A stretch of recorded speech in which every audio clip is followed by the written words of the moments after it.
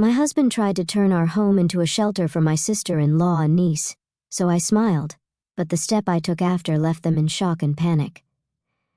My name is Caroline Smith, and I recently turned 50. I work in sales at a major company, and although the job comes with constant complaints and troubles from clients, it's rewarding and enjoyable. My only family is my husband, Bob. We don't have children, and my parents passed away some time ago. My parents-in-law live nearby, but we aren't that close. We have a casual relationship. Bob loves dining out, often taking his sister Jane along for many outings. Jane's daughter, Hannah, always joins them. In the early stages of our marriage, I complained to Bob about him prioritizing Jane and her daughter over me. However, those feelings gradually faded. I learned that Bob wanted to repay them for the struggles he caused during his student days. After understanding Bob's sincere feelings, I realized that my in-laws are impoverished, living in a small, rundown apartment. It's incredibly cramped. Bob diligently pursued his studies but didn't pass his first-choice state university, only getting accepted into private ones. His parents couldn't afford to pay, so Jane, who was working at the time, helped with his tuition. Bob seems grateful to Jane for supporting him during difficult times. After Jane got married, she quit her job to be a stay-at-home mom, limiting her financial resources. After hearing this story, I stopped complaining, understanding the reasons for Bob's desire to give back. I thought it best to let Bob do as he pleased, despite a bit of loneliness. "I'm going to go out to eat with Jane and Hannah now," Bob said. "Bob is going to dine out with Jane and her daughter today as well." "Have a good time," I said with a smile, seeing him off. "Let us continue to live supporting each other with Bob, who values family." That's what I thought. However, the rift in our relationship happened about 3 months ago. One day, Bob approached with a serious expression, saying, "In fact, Jane's getting a divorce. She's decided to keep custody of Hannah." When I heard Jane was divorcing, I was honestly perplexed. Jane was the type of person I found difficult to deal with, going back to when I visited Bob's parents' house before we got married. Jane laughed loudly at me, saying, "Bob, you're marrying her? She's so plain and has bad taste." Bob and his parents didn't say a word, acting like they didn't notice, so I had no choice but to endure Jane's rude behavior. As I remembered Bob's declaration, he said, "I'm going to visit home every day for a while. Unlike you, who's thick-skinned, Jane is delicate, and I'm worried about Hannah too." Bob disparaged me with a calm demeanor. However, I did not retort. Arguing with Bob here and then having him perpetually visit his parents' house would also be a problem. "Take care." I couldn't say anything else and just saw Bob off. From then on, Bob spent more time away from home. Until now, he often came home around 8 p.m. on weekdays, but there were times when he didn't return even by the next morning. He was almost never home on weekends, and my loneliness just grew. When I returned from work and called out, there was no response at all, and the room was pitch dark. He must be at his parents' house again. With Bob's absence, I often found myself downhearted. However, when Bob was home, he began to annoy me more and more. That day, Bob was uncharacteristically at home, but he made an unthinkable request of me. "Jane told me you haven't given a housewarming gift yet. You're so stingy. You're getting a bonus soon, right? Buy her a designer bag or something," Bob said, as if I must do so. "A housewarming gift? Why do I have to give one?" "Why don't you do it, Bob?" I responded in kind, but Bob instantly got angry. "You married into this family, so Jane's your family too, isn't she? Don't you think it's ill-mannered not to even be able to do a simple thing like giving a gift to family?" Bob berated me. The lecture from Bob went on for about 1 hour. In the end, he only said, "Anyway, just make sure to give Jane and Hannah a gift before leaving the house. He's likely gone to his parents' house." "I've never received anything from Jane," I murmured quietly. A few days later, I got a call from Jane. "Hello. You heard from Bob, didn't you? You really don't think things through. Normally you give a housewarming gift," Jane stated, as if she deserved it. I got irritated at her selfish attitude, so I retaliated. "You've never done anything for us either, have you? Even at our wedding, we didn't get a gift from you." During the wedding, Jane said with a smile, "We're family, so we don't need a wedding gift, right?" and handed over an empty gift envelope. But there's nothing inside, is there? I asked. Even when I asked, Jane put on an innocent face. I did buy the envelope, right? I'm so nice, aren't I? Jane said with full confidence. I was at a loss for words at Jane's utter lack of common sense. Jane had absolutely no restraint. She heartily ate the wedding meal and drank several drinks outside of the course. Even when I handed Jane the catalog gift for the guests, she complained, "Aren't there any luxurious items? If there were, I could take home several." Caroline, you really don't think things through. That was the outcome with her complaining like that. Remembering all that, Jane replied with a scoff. You're my brother's wife. I don't need to give you anything, do I? You're the lowest in our family hierarchy. Rather, it's only natural for you to honor me. If you understand, go buy a new designer bag quickly. I was astounded at the way Jane spoke, unable to say anything. Hannah struck up a conversation. Caroline, make sure you buy my bag too. It has to be the one exclusive to the Fifth Avenue store, or I won't forgive you. Bye. Hannah, laughing loudly with a ha ha ha, hung up just like that. Unbelievable. Why am I the only one who has to endure this? I heaved a big sigh. After that, Bob just stopped coming home.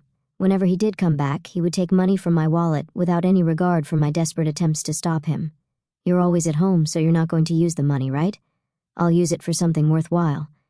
Be grateful, Bob said, waving a few bills before leaving the house. I couldn't take this anymore.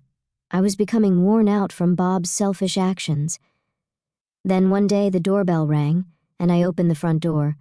Hello, I said, and someone who appeared to be a mover said, Is this the residence of Mr. Bob Smith? We'll start moving the stuff right away, and began bringing a multitude of boxes into the house. I hurriedly tried to stop him, saying, Wait a minute, we didn't order this. However, the mover responded with a slightly troubled look.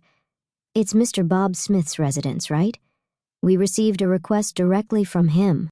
Perplexed by the mover's reply, I immediately called Bob. Fortunately, Bob answered right away. In the background of the call, I could hear the crude laughter of what seemed to be Jane and Hannah. I confronted Bob. There are movers here bringing box after box into our house. What's going on? Then Bob said something completely unexpected. Oh, did the stuff for Jane and Hannah arrive? From today we're going to be supporting them. I don't need your opinion, got it? Bob declared triumphantly over the phone. In the background, Jane started to speak. Welcome aboard. Since you don't have kids, you must be thrilled to take care of our Hannah, right? Be grateful. Hannah voiced her displeasure with a tinge of offense. What? This old lady is going to be like a parent? So embarrassing.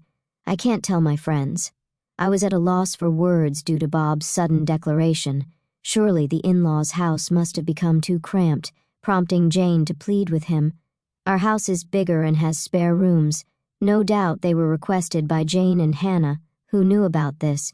It seemed like Bob only had Jane and Hannah on his mind. There was not a shred of consideration for me.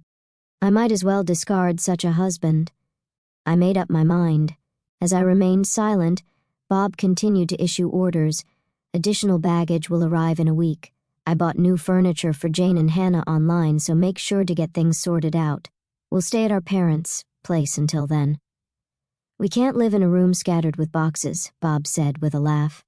Hey, isn't this too pitiful for Caroline? She has to sort out our stuff all by herself. Jane was also snickering. It's our precious belongings. Handle them with care, Hannah had the audacity to demand. I wanted to hang up this call so badly. All right, I simply said, and immediately hung up the phone. Right after hanging up, I swiftly sprang into action. A week later, Bob called again.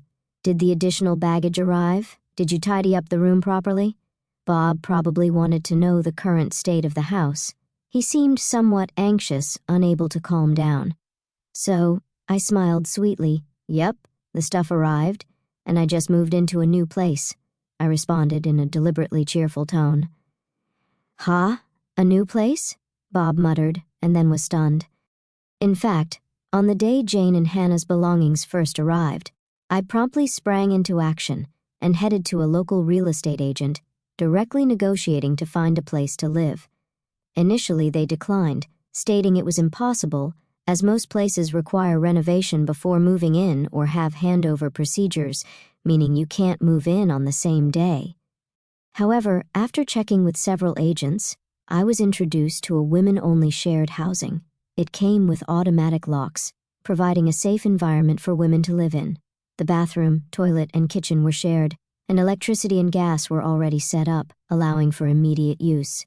Additionally, a cleaning service came regularly, making it a well-thought-out housing option. Since it was furnished, minimal luggage would not be a problem. According to the real estate agent, there was just one room available. "I'd like to see the room right away," I immediately requested from the agent. They took me to view it straight away, and just by taking one look inside the room, I decided, I'll take it. When I shared this story, Bob was visibly shaken, even over the phone. "Moving out on your own is utterly unreasonable, isn't it? We're a married couple. Apologize to me right now and come home," Bob scolded me. Jane, perhaps shaken, hysterically asked, "What's happening with our room?" "Hannah, too," yelled angrily. "Don't mess with us, old hag." I didn't rebut. Bob said, as if he thought of something clever, "Do you think it's okay to do such a selfish thing? If we get divorced, you'll be the one in trouble, you know." "That's right. With your age and looks, you won't find another suitor in the future, right? You're just a plain old lady. Your future is looking pretty bleak." "How pitiful." "Serves you right," Jane said, sounding rather pleased in the background over the phone. Hannah was laughing and saying, "The old lady's done for." At that moment, Bob said, sounding smug, "If you apologize to us sincerely from now on, I'll forgive you. Unlike you, we're kind after all." He snorted through his nose, laughing. In the background of the call, Jane and Hannah were shouting in agreement. So, I decided to set the record straight. Actually, Bob should be the one apologizing, don't you think? "I know about the affair you're having." Bob was visibly shaken. The truth is, Bob had been cheating for over 3 months. The other woman was a colleague from his workplace. "How did you find out?" "I thought I'd been utterly discreet," Bob asked, his voice trembling with fear. He must have been so sure he wouldn't get caught, so it wasn't surprising he reacted that way. Being the kind-hearted person that I am, I decided to tell him I hired a private investigator just in case, because you've hardly been home, right? I thought maybe you were cheating. Good thing I trusted my instincts. Since Bob stayed silent, I just kept on going. I was shocked when the PI got back to me. They finished the investigation in 3 days. "You were seeing her every day, huh? Those meals out with Jane and Hannah were only on your days off, it seems," I said, laughing. According to the PI's findings, Bob had been gallivanting around with his mistress every day after work. The money he'd likely been taking from my wallet must have been for her. Bob and his mistress were often close together, making it easy for the PI to get good pictures. "I'm going to divorce you, Bob, and I'll be demanding alimony and, of course, from your colleague, the mistress, as well. Expect a certified letter at your office," I said, smirking at Bob. After receiving the PI's results, I headed straight to a law firm. Even the lawyers seemed rather taken aback by the conclusive evidence I presented. "How dare you?" Bob spat out, clearly irate. When a certified letter arrives at the company, even without opening it, they'll probably have a pretty good idea of what's going on. It's not just going to Bob, but to his mistress at the same company. Surely, everyone at the office will find out about their affair. "Hey, Bob, are you okay?" The situation has taken a dark turn, and Jane sounded anxious. Jane must have been planning to have Bob and me take care of life's chores for her, intending to lead a leisurely life. Jane has a long history of being a housewife, and it's unlikely she can start working now. Bob is the only one to rely on, and it can't be helped, I guess. "Bob, what are you going to do?" "I haven't worked a day since graduating from high school, and there's no way I'm doing a part-time job now." Hannah seems slightly troubled as well. Even when Jane and Hannah blame him, Bob remains silent, unable to say anything. I delivered a further blow to Bob. "Bob, you probably haven't saved any money, have you? It said in the investigation report that you've been generously spending on your mistress, even bought her the new designer handbag. Maybe you're in debt too, I dropped a bomb." Whether Bob is shaken up, he can't find the words. Ignoring him, Jane is yelling at him. "What? You don't buy them for me? But why did you get them for your mistress? Are you kidding me? Plus debt, how much do you owe? I hate you, Bob. Even though I begged so much, you never bought me anything. Hannah also scolds Bob in a high-pitched voice. On the other side of the phone, Jane and Hannah are noisily complaining. Caroline, I really am sorry, so please handle these two somehow, Bob pleaded with me in an exhausted voice. But I have no intention of forgiving Bob. Why don't you deal with it yourself? I'm not involved, and it's what you deserve. Better tell your mistress soon. If you dilly-dally, a certified mail will reach your company, you know, I said to Bob with a smirk. Damn. Bob seemed frustrated. Ignoring such a Bob, I spoke. Well then, do your best, and please give me plenty of alimony. I hung up the phone right there. After hanging up, there were several calls from Bob, but I ignored them. Let Bob and Jane struggle as much as they want, I muttered quietly, and set Bob's contact to block incoming calls. After that, my divorce with Bob was finalized. Initially, Bob resisted because there was dual income until now. Bob could afford to live even while he just messed around. With just Bob's income, maintaining the lifestyle we've had until now is certainly not feasible. It seems like Bob understands that, which is why he doesn't want to divorce me. However, I have decisive evidence of Bob's infidelity. Ultimately, I conveyed to him that I have absolutely no intention of reconciling and that I will take legal action if he doesn't agree to the divorce any longer. With that, Bob, hanging his head down, said, I'll agree to the divorce, and stamped the divorce papers. So, I demanded alimony from Bob and settlement for emotional damage from his partner. The amount was determined while being informed about the going rate from my lawyer. I believe it's a fair amount. In fact, Bob's partner paid it promptly, apparently borrowing it from her parents after explaining the situation. However, it was a steep amount for Bob. Can it be reduced? He said numerous times, but I ultimately rejected Bob's request. During the meeting with our lawyers at the law office, I cheerfully asked, how about I add on the money you stole from my wallet? Bob turned pale as a ghost. That amount is fine, he said, trembling, and agreed. After that, both Bob and his partner resigned from their company. The reason was that their affair was exposed within the company. It seems that the delivery of a certified document brought attention to the relationship between the two, even if the contents of the envelope were unknown. An envelope from a divorce law office tends to be pretty self-explanatory. One can generally guess what's inside. Eventually, Bob resigned because things got uncomfortable, being the subject of juicy gossip around the office. Perhaps he couldn't stand it. After leaving the company, Bob has been working day labor via an agency. Due to his age, it seems he couldn't find another job right away. The payments won't wait. He has living expenses, plus the installment payments of alimony to me, and the mortgage still has a long way to go. Moreover, the debts he likely incurred during his affair came to light. Life's probably going to be pretty tough, I bet. Sometimes I get messages from Bob through the lawyer to me. I was wrong. Please take me back. I'm begging you. I'm barely scraping by. If I'd known this would happen, I would have been nicer to Caroline, Bob says, reportedly weeping in front of the lawyer. I think he's really backed into a corner, but it's too late now. The situation for Jane and Hannah doesn't look good either. Currently, they are living with Bob, but since Bob has no money, their living situation seems dire. One day, I got a message from Jane on my cell. I had blocked Bob's number, but I hadn't blocked Jane's. It seems like that backfired. Wondering what she could possibly want now, I answered the call. Hello, and the moment I answered, Jane begged me, please help us. We're living with Bob, but he has no money, and our electricity and gas are going to be shut off. We don't even have anything left to eat. Jane spoke in an exhausted voice.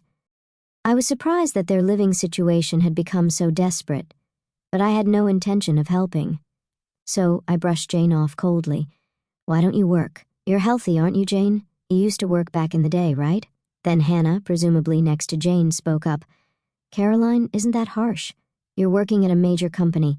You wrangled money out of Bob and his affair partner, so you must have some financial leeway, right? So you have a duty to support Mom and me. If you tell us your address, we'll come there. Take care of us. Hannah apparently has no intention of working even now. It's truly exasperating, considering she's still young. Biting back a sigh, I conveyed my stance. Now that I'm divorced from Bob, I'm a complete stranger to you, Hannah. I have no intention of supporting you, and I don't want anything more to do with you. Don't call me again." As soon as I finished speaking, Hannah shouted, "Don't mess with me, you old hag. You should just quietly take care of us. Tell us your address right now." After that, they kept shrieking for quite a while. Their characters will likely never change for the rest of their lives.